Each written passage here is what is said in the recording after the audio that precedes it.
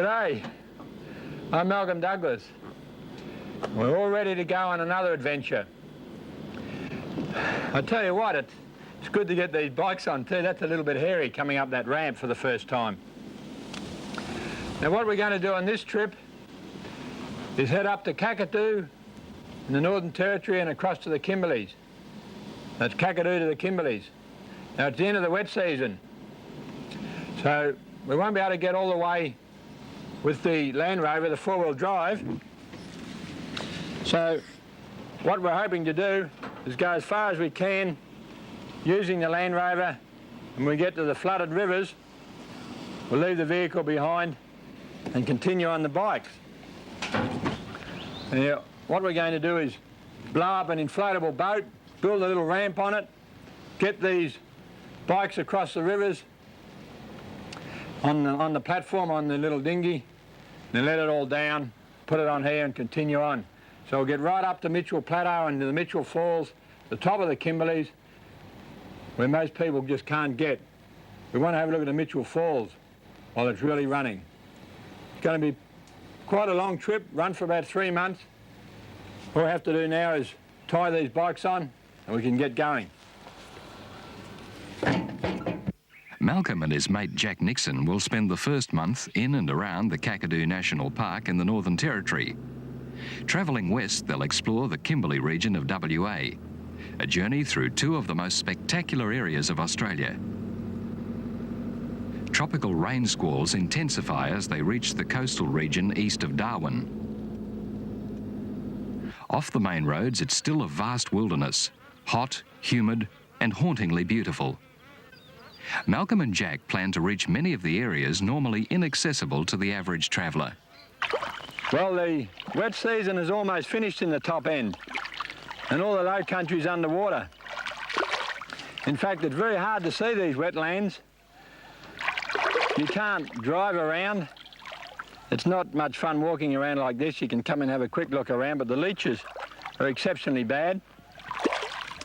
You can go on guided tours through some of the areas like Kakadu and South Alligator and Adelaide River, but there is one very dramatic and exciting way of having a look at this country, and that's by helicopter.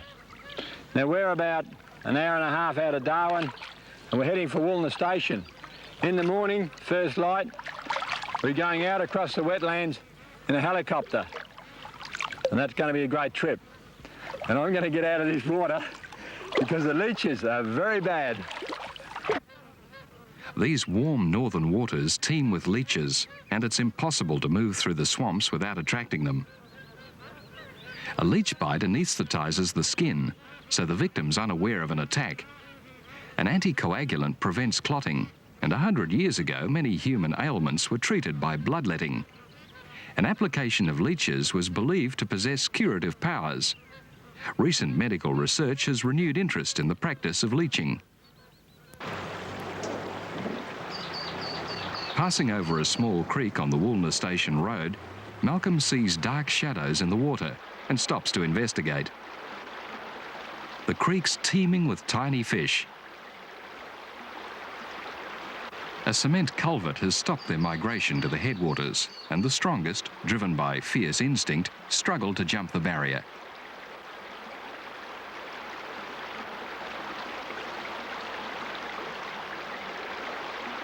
There are countless numbers of several species.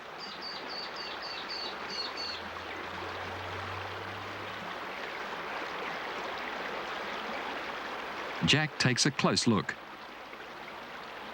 and is amazed by the multitude. Up against the culvert, there are even more fish.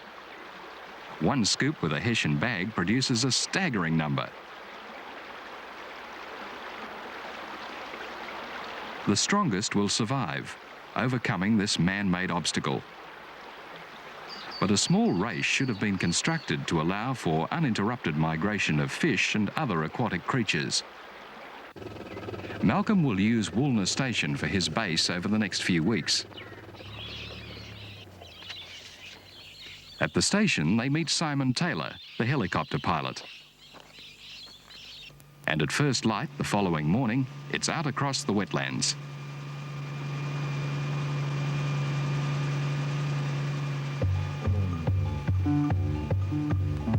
brumbies running free are in prime condition after a good wet.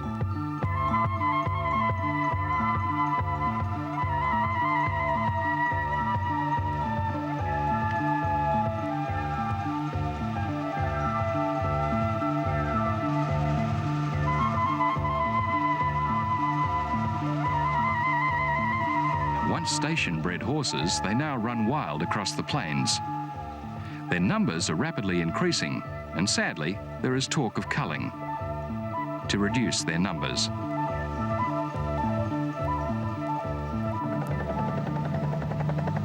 An animal that symbolises the top end, water buffalo. Around 1838, 67 animals were landed on the coast at Port Essington, a small British settlement. It was planned that Australia's northern capital would prosper there, but Port Essington was abandoned within 14 years, and the buffalo released to roam the plains. Thriving in the wet tropical north, within 100 years their number had increased from 67 to over 100,000. Before culling began a few years ago, there were an estimated 300,000 buffalo. Today, controversy rages over these introduced animals. Tourists love to see the herds in the wild, but the buffs are an ecological disaster and in many places have had to be exterminated.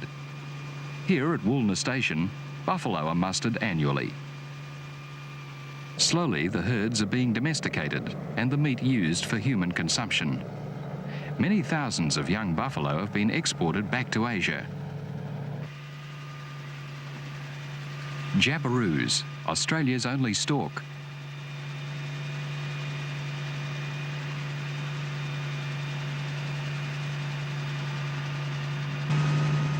The men are looking for another of Australia's feral animals, pigs. Introduced as food for the first colony, they're now the most destructive and potentially dangerous animal in the bush. A declared pest in all states, in a favourable season they can increase their population by 60% annually. If an exotic disease such as foot and mouth were introduced, it would be a national disaster, so every effort's being made to control these ever-increasing numbers of wild pigs.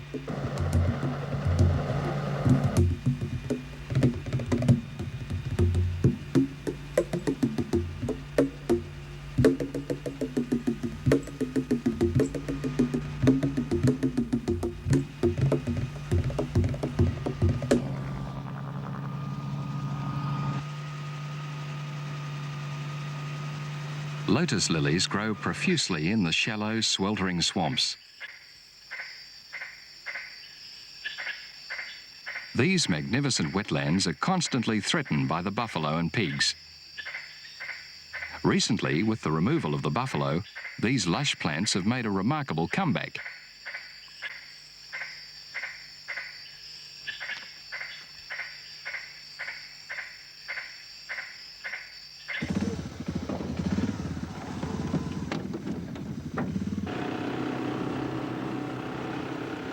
Leaving Woolner Station, Malcolm and Jack set out for the coast, where at this time of year the fighting barramundi school in the tidal reaches. With sufficient gear for a few days, they cross the open country stretching to the sea, following tracks gouged out by the roving buffalo shooters. Malcolm and Jack, on their wide-tide bikes, negotiate the floodplains with ease.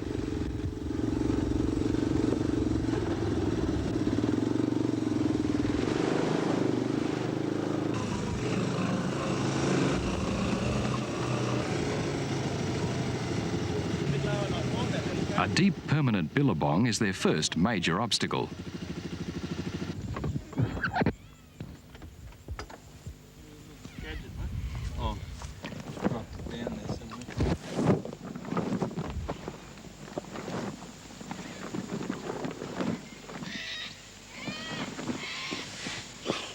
Within minutes, the inflatables ready to ferry the bikes across.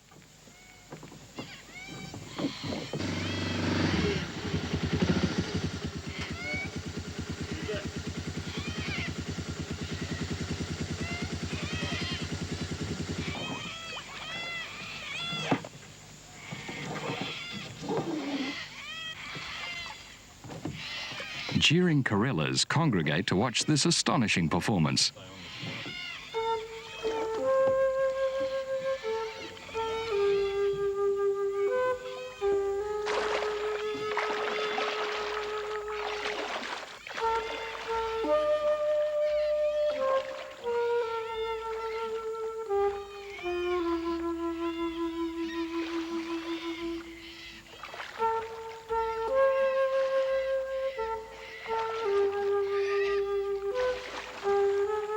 Ferrying the bikes this way, country normally inaccessible at the end of the wet, can be easily traversed.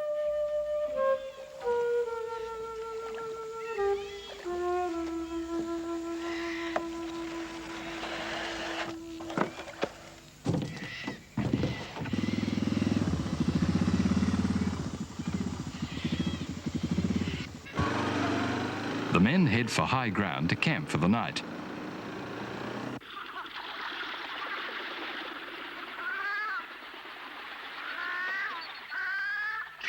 The rains have eased, but it's still oppressively hot and humid.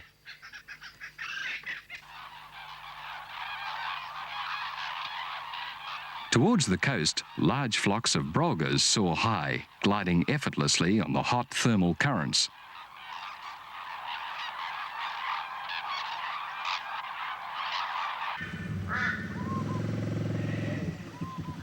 Malcolm spots a snake. It's a large olive python.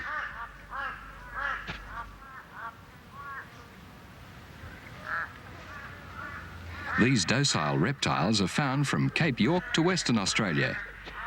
Pythons are constrictors, squeezing their prey to death. Being non-venomous, they're harmless to humans, although their size, up to 4 metres long, terrifies people. The narrow neck and wide head is characteristic of pythons.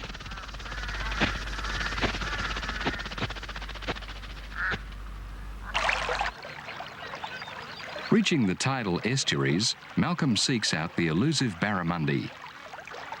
Nearby, a slight movement attracts his attention.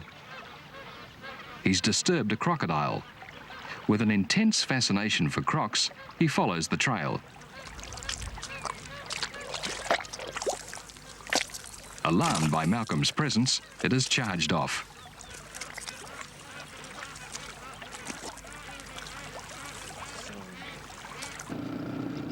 The fish have disappeared with the dropping tide, so the men motor out across the mudflats to the shallow wet season billabongs.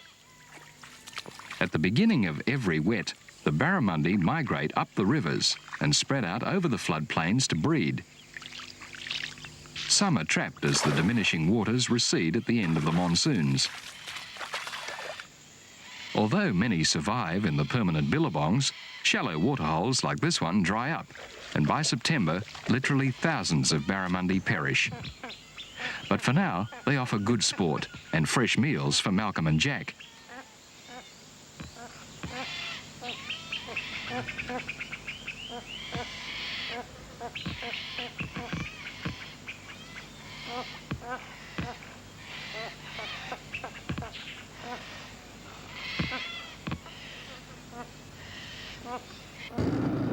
And it's a long, hot trip back to the camp. A king brown, one of Australia's most venomous snakes, with an unpredictable and aggressive temperament. At times it attacks with such tenacity that it has to be forcibly removed from its victim. Malcolm's arranged for a permit to land a helicopter on the Kakadu escarpment, so they return to Woolner Station. The buffalo muster's in full swing. The chopper forces the wild buffalo from the floodplains to the high country, where the musterers in modified four-wheel drive vehicles push them forward.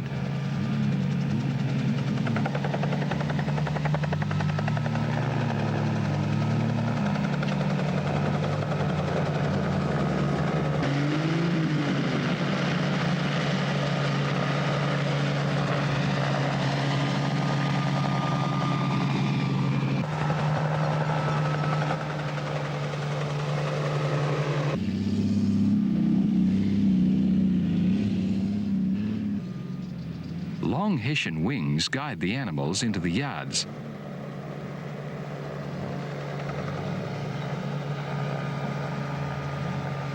The diseased animals are destroyed and the healthy ones domesticated.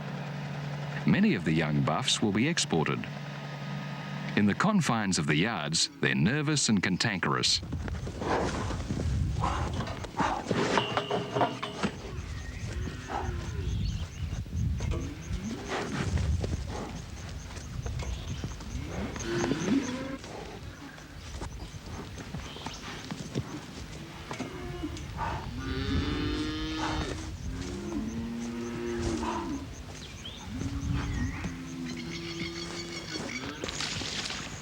But if captured young or domestically bred, buffalo are easily tamed and quite different from their wild relations.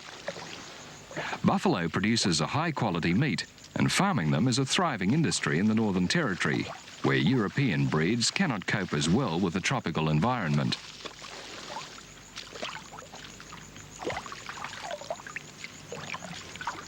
At the end of a long, hard day, the men from Woolner go fishing by helicopter. With the sun low in the western sky, the wildlife's on the move again. Below, a dingo at full stretch.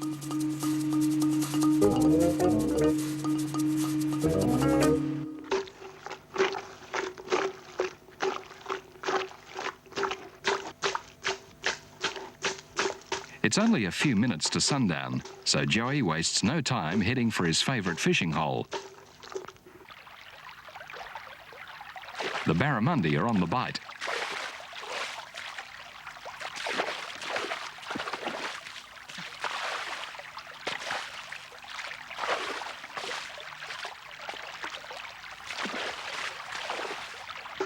And he soon has 4 good-sized fish for tea. Joey's parents own Woolner Station and the helicopter, so he's able to fish where no one else can go.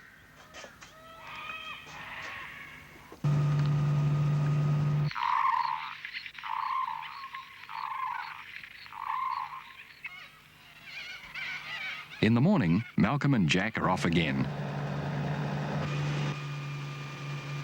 This time right across Kakadu to the escarpment. The Kakadu escarpment on the edge of Arnhem Land is magnificent, the sheer cliffs dividing the high stony country from the coastal wetlands. Ahead are the spectacular Jim Jim Falls. The party will return to these falls tomorrow. Tonight they'll camp at Twin Falls. By the time they reach the flat plateau, it's late, and hastily they unload the gear.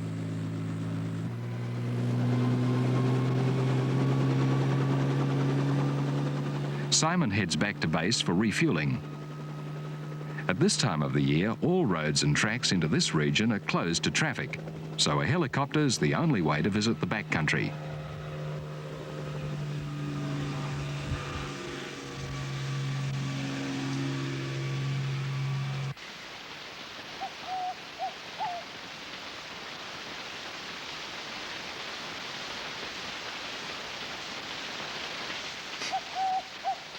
Special permission to camp above the falls was given to Malcolm and Jack by Australian National Parks. And the following morning, they're able to enjoy the splendour of this World Heritage Area.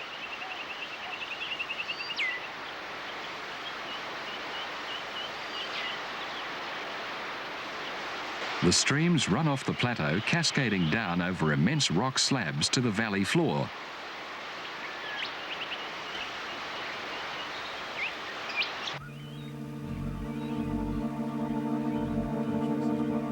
When Simon returns, they venture into the huge ravines.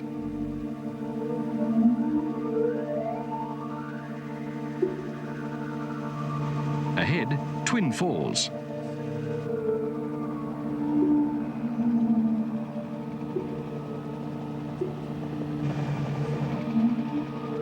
The helicopter dwarfed by the sheer size of the chasm.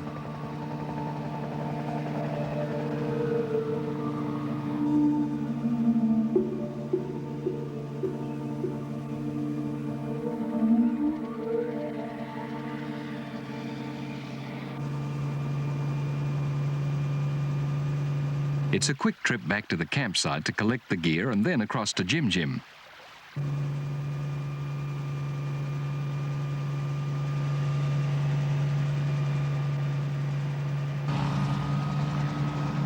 On the rough, stony terrain, it's difficult for Simon to find a landing site, and the only flat rocks for a safe touchdown are right on the edge of the gap.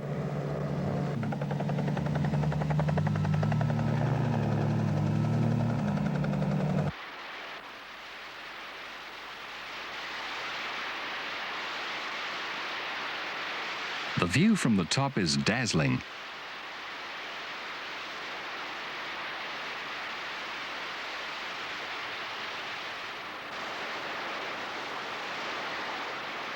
Jim Jim Falls is one of the hidden wonders of the far north. It's inaccessible until well into the dry season, when it has stopped flowing. Few people ever see it at its full splendour. From the top of the falls to the valley floor, it's a sheer drop of over 200 metres.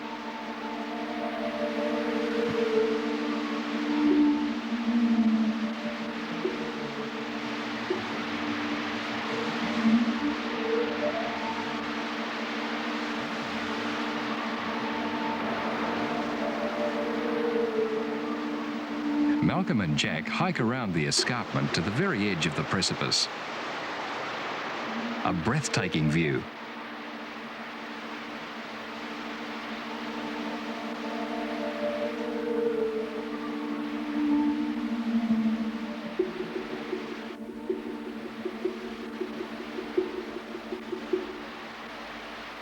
Mid-afternoon, after refuelling, the chopper returns. And again, it's a tricky landing.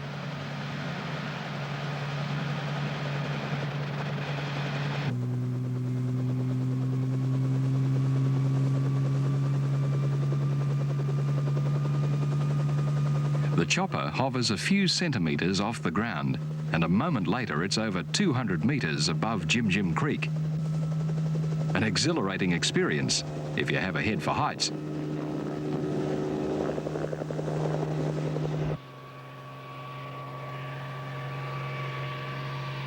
After seeing Kakadu from the air, Malcolm and Jack are keen to visit the more accessible beauty spots by road.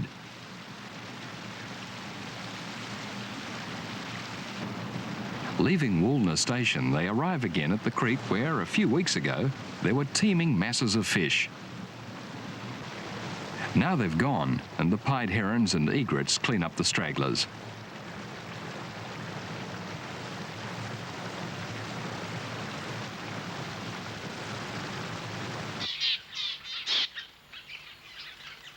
Back at the Land Rover, Jack spots a movement inside and grabs for it. It's a red-cheeked dunnet, a fierce little marsupial.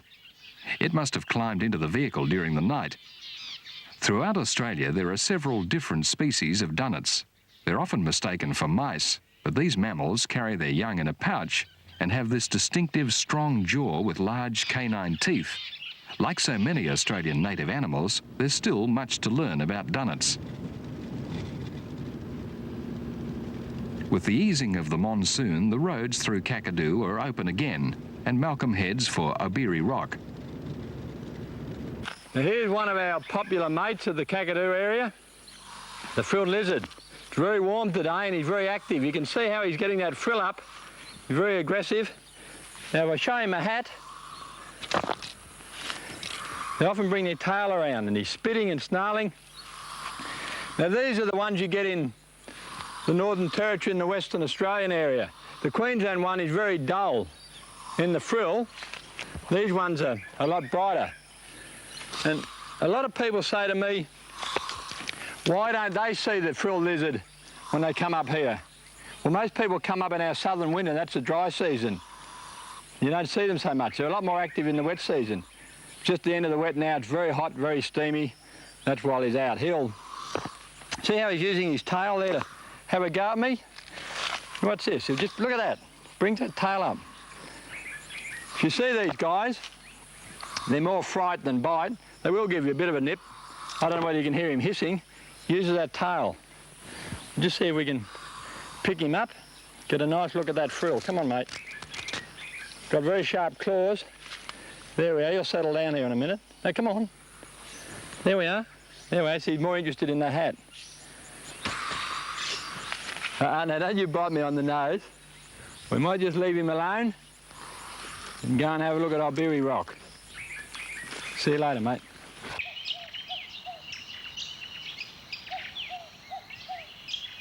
This magnificent area is one of the most popular tourist destinations in Kakadu. The rock overhangs provide shelter for some of the most ancient, artistic rock paintings in human history. For over 20,000 years, Aboriginal occupation has resulted in magnificent galleries of rock art. The most famous, the X-ray style. High above the present ground level is a red ochre painting of a thylacine, often called the Tasmanian tiger. This painting must be very old because these mammals died out on the mainland thousands of years ago, surviving only in Tasmania. The last known specimen died in 1936 in the Hobart Zoo. Even though the paintings, perhaps 10,000 years old and water damaged, the distinctive rear stripes are still visible. Nearby, a mob of buffalo, a sight rarely seen now in Kakadu. A lot of people, when they come up north these days, are surprised that they don't find many buffalo when they're driving around. They don't see many. Well, there's a number of reasons for that. The main reason being that the government have organised an eradication program. There's a massive shootout. The locals call it a blowout. They're killing all the buffalo in this area, especially right through Kakadu. The buffalo have got brucellosis and tuberculosis, so that's the main reason they've got to be killed out. And the other reason is that the buffalo is a water animal. Every day it has to come into a water hole to wallow. Now I'm standing in a billabong just outside Kakadu, and you can see what happens. The buffaloes come in and they wallow in it. When they wallow in it, they kill off all the aquatic plants and animals. There's very little life in this billabong. When all the lilies and all the plants have gone, the water heats up, and of course it muddies. When it heats up, the fish die, the birds disappear, and what do you end up with? Just a very unattractive, brown, hot billabong. That's the other reason why they're being shot out of Kakadu, because it's a feral animal. And if you want to see the wetlands as they really should be, well then the buffalo have to go. The introduced buffalo are an ecological disaster. This film, taken by Malcolm in 1978 near Iberi Rock at the end of the dry season, shows the plains suffering from severe buffalo damage. Now, with the removal of the buffalo, the wetlands are returning to their former profusion. No Australian national park has received as much publicity as Kakadu. Established in 1964 as a wildlife reserve, it attracted huge media attention in the early 1970s, when some of the world's richest and most extensive uranium deposits were discovered in the middle of the park. Eventually, environmental controls were established. Uranium mining began and the first stage of Kakadu National Park was declared in 1979. In 1981, Kakadu became the first Australian area to be included on the list of World Heritage Properties. In recent years, huge tracts of land have been added to Kakadu, making it one of the great national parks of the world. Of all the tropical wilderness areas in the Southern Hemisphere, Kakadu is outstanding. There's a remarkable abundance and variety of plants and animals, and new species are constantly being discovered. Today, people are visiting Kakadu in their thousands, and with careful management, this region is rapidly becoming one of Australia's great tourist attractions. At the heart of Kakadu towers Norlangi Rock. Rising abruptly from the surrounding woodlands, it was, for thousands of years, shelter for Aborigines. Of great interest are pictures completed as recently as the 1960s. Sadly, these paintings of Dreamtime spirits were virtually the last cave art completed in Kakadu. With the arrival of Europeans, most Aborigines left the area, and the old way of life disappeared forever. Leaving Kakadu, Malcolm and Jack head south, following the Pine Creek Road. It's still officially closed for the wet season to conventional vehicles. At the South Alligator River crossing, travellers in trouble. Trying to cross without four-wheel drive, they're hopelessly bogged. Malcolm and Jack help out. This is a typical example of the problems faced by ill-equipped tourists.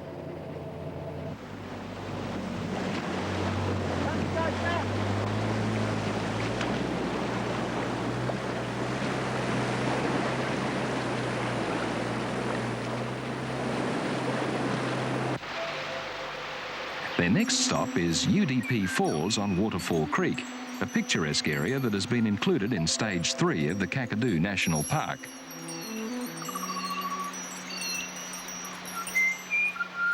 And now it's back to Darwin before the long drive west to the Kimberley. Throughout the north, huge termite mounds dominate the landscape. These anthills in the Northern Territory, the largest in Australia, are found up to 7 metres high. It's estimated that some could be over 100 years old. Amazingly, this tree has survived, as the colonies built right around the trunk.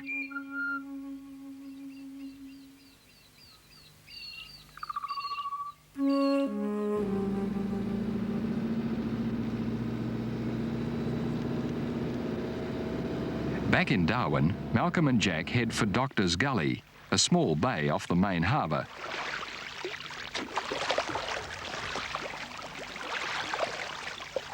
Here, a curious relationship has developed between humans and fish. On the high tide, the schools swim in to feed on bread supplied to the tourists. Back in the 1960s, a local resident threw some crusts into the water. A few mullet promptly gulped the bread and soon learnt to return on the rising tide for a meal. Gradually, their numbers increased, and now there are over 20 species crowding the water.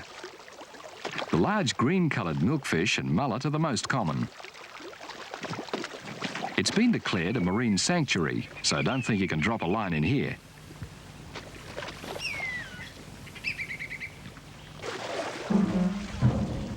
Another must for visitors is the crocodile farm. 3 times a week, these dangerous saltwater crocodiles are fed. Captured near populated areas over the last 8 years, the big reptiles are the stock for a new industry: crocodile farming for skins and meat.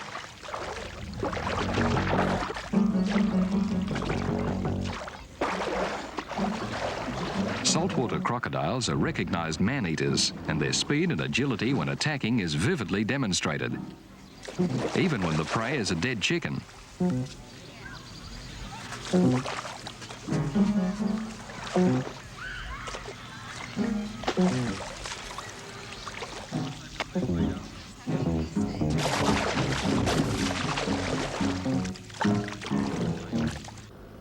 Leaving the tropics behind, Malcolm and Jack begin the long drive to the Kimberley in Western Australia.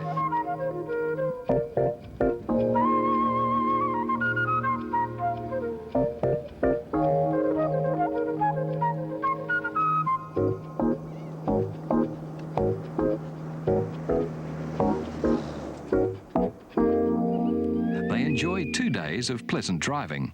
Then there's a near disaster: the trailer rolls. As they pull out of an overnight camp, one trailer wheel drops into a washaway, just as the other wheel rides high over a recently graded ridge. Moving at barely 5 kilometres, the trailer crashes over. An unlucky accident, and not a good way to begin the day. Fortunately, the bikes are well secured, so after inspection for possible damage, a few minutes with the winch solves the problem.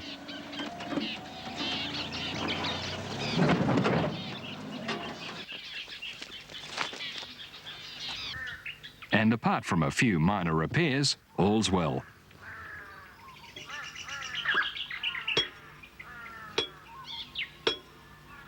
The next stop's Lake Argyle. Completed in 1972 on the Ord River, it's the largest dam in Australia. Just as it was finished, Cyclone Sally ravaged the region and the river system flooded.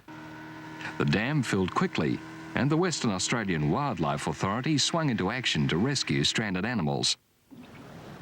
Malcolm worked with the team as they battled intense heat, relocating distressed wildlife.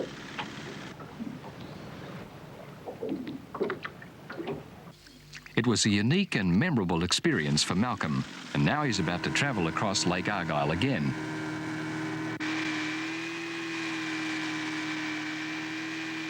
This time he's out on the vast inland sea to look at an industry that's developed since the dam filled: professional fishing. Young Stephen Sharp and his assistants spend all day on the lake for months at a time netting the giant catfish. Called silver cobblers, these fish are now the dominant species in the lake. The meat's highly esteemed, selling as far away as Japan and America.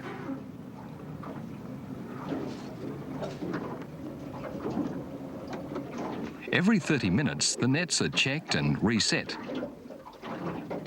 Using an echo sounder to locate the bed of the Ord River, the deepest section of the lake. It's hard to anticipate when the silver cobblers move, and it takes a special knack and years of experience to successfully fish Lake Argyle.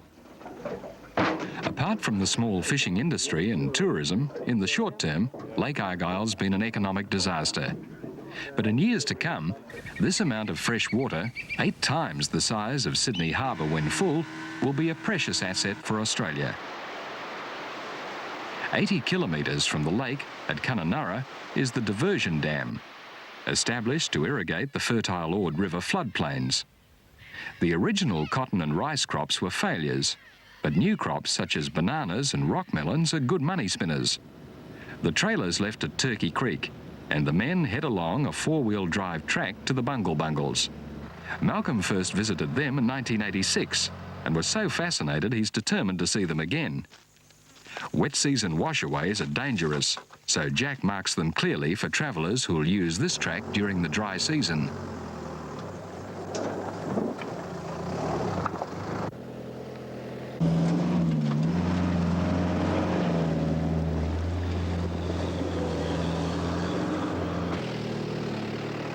Donkeys are another ecological problem. The area has recently been set aside for a national park, and all the feral donkeys will have to be exterminated.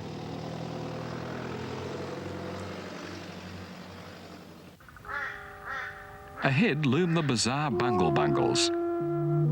Until recently, these extraordinary sandstone formations were only seen by local pilots and stockmen mustering cattle. Now, 4-wheel drive travellers have discovered this extraordinary place.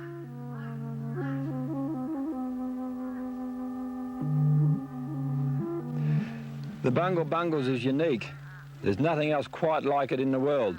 There's a smaller version in Arnhem Land called the ruined city of Arnhem Land, but this huge area of raised, eroded sandstone is absolutely fantastic.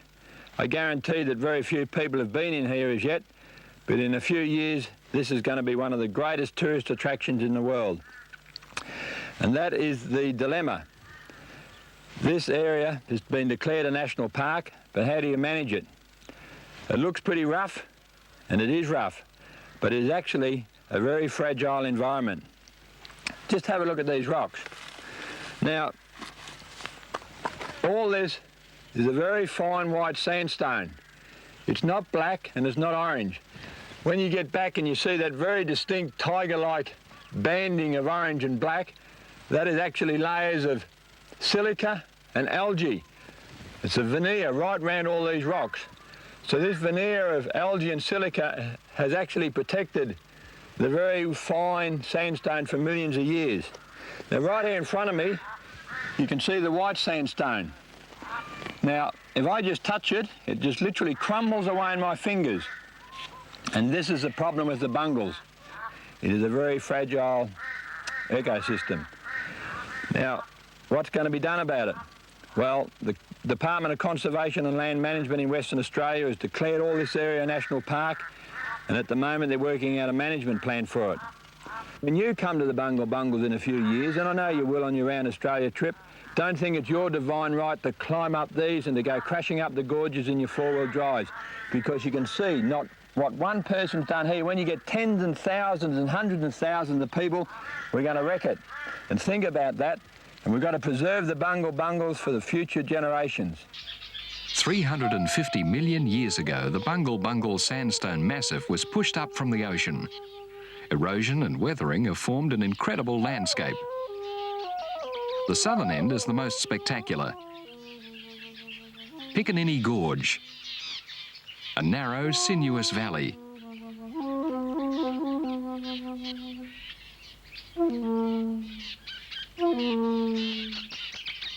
A goanna trapped by the sheer cliffs gives a prehistoric mood to the chasm.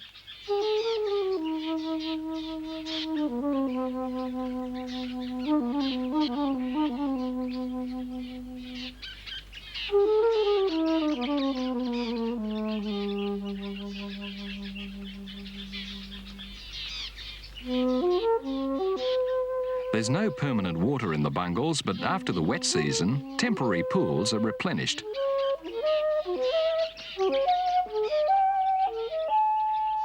Piccaninny Gorge ends abruptly at a massive cliff, so high that the sun rarely penetrates to the floor below. The bungles change colour by the hour. In the late afternoon sun, the banded domes are even more impressive, shaped by light and dense shadows.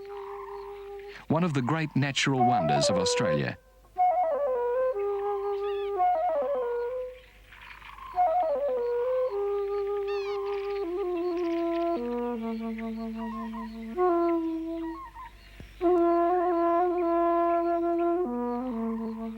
An environmental impact study and management plan is being formulated for this whole region. The new track out of the bungles is already washed away, and after more rain will be impassable. New tracks will be scoured out and the damage compounded. Access must in the future be strictly controlled. The Land Rover's the first vehicle through after the wet season, and the grass seeds are exceptionally bad.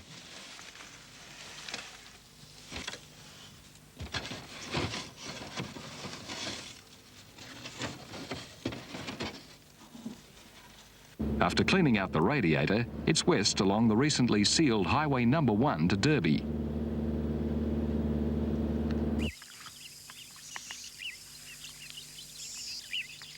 Derby's no mecca for tourists. Sprawling above the mud and mangroves of King Sound, it's a service centre for the West Kimberley and gateway to the wild gorge country. North along the Gibb River Road, it's 800 kilometres to the Mitchell Falls. A late cyclone's building off the coast and conditions look ominous. After a night of rain, the sky clears and the men make for the high country. Ahead lies Napier Range, one of the great geological features of the world. This range is actually a huge barrier reef that formed some 350 million years ago when all this area lay under a tropical sea. After millions of years of uplift and erosion, the range evolved. The road north passes through the only gap into the mountains, and the country changes abruptly from the flat coastal plains to terrain so rugged that even today, only the hardiest cattlemen live here.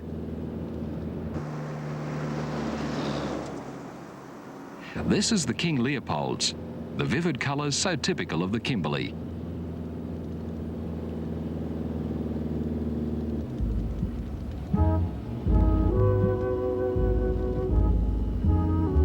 The recent rains have closed the road again to conventional vehicles, but the muddy conditions pose no problems for the Land Rover.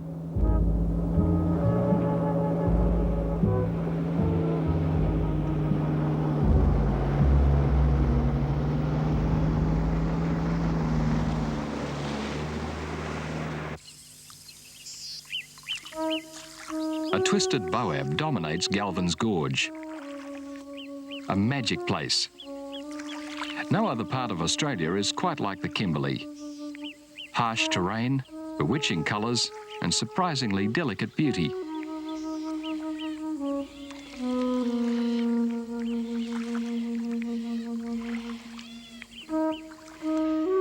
Manning Gorge on the Mount Barnett station is only a few minutes from the main road and accessible to all travellers. Ahead, the road deteriorates. The Drysdale River's now low enough to cross. At the height of the wet, these rivers can flood 10 metres deep, isolating the backcountry for months.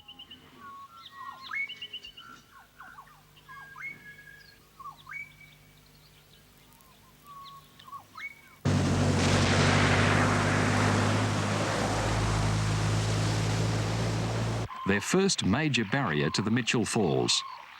The King Edward River is still rising after the recent cyclonic rains. Malcolm checks the riverbank for a safe place to cross.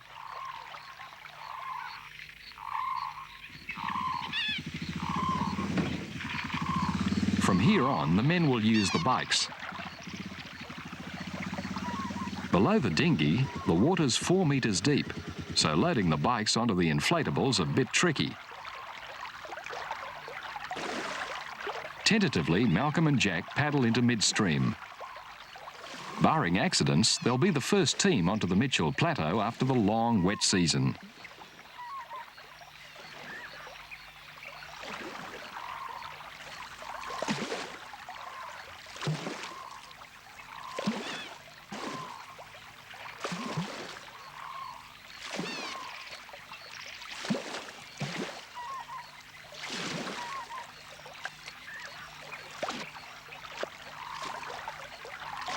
And now, scenes from part 2 of Kakadu to the Kimberley with Malcolm Douglas. After successfully crossing the King Edward River, the men negotiate the rough track to the Mitchell Falls. An accident almost brings their journey to an abrupt end. Returning south, they stop off at the local cattle stations, then head for the Winjana Gorge. At Malcolm's Broome Crocodile Park, they build huge traps and spend weeks trapping alive dangerous rogue crocodiles. Then it's a long journey far along the Kimberley coast exploring the tidal gorges. Living in the wilderness, catching the big barramundi, and surveying crocodile-infested rivers. It's a dangerous, exhilarating journey, and I'm sure you'll want to join Malcolm on another great Australian adventure.